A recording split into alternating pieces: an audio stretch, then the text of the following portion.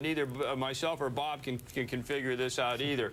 Bob, the instructions are going to be over hopefully within the next hour or so.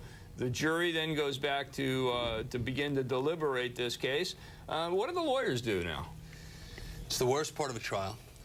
And the lawyers go, depending, the judge may say you have to stay within the courthouse. They may say you have to stay within beeper range so you can be available if there's a readback or whatnot.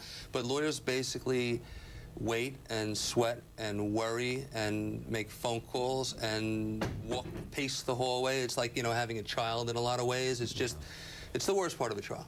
And in this kind of case, you know, where there's so much on the line, there's no way to predict how long this jury is going to be out, is there? No way. There is absolutely no way. You would think with the complexity of the case, with a diligent, you know, working jury, that it would take them at least a day, you know, or more to go through all the evidence. Right. If they come back with a very quick verdict, I mean, it could go either way, but yeah, a quick verdict could be, listen, we walk in, how many people believe Janoff's telling the truth? Raise your hand. And if you don't have 12, is there anything more to talk about?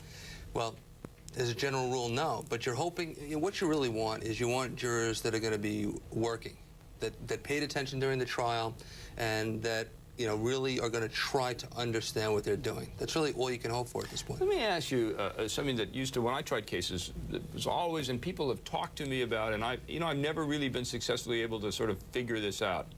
You know, in our jury system, we're going to ask that jury to go back there and say, has the prosecution proven their case beyond a reasonable doubt? In fact, there's an awful lot of people who say they shouldn't, the verdict shouldn't be guilty or not guilty. It should be proven or not proven. That's the question you should ask the jury. Right. Did the prosecution prove it, or did they not prove it? But you know, and I know, and people who've tried cases, that it's very difficult for a jury to say, you know, in my heart, I think this guy did it, but I don't think that it's been proven beyond a reasonable doubt.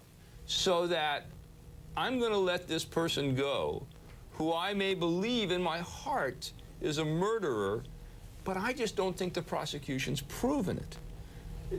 What's your experience in things like that? My experience is that jurors, like human beings, are emotional animals.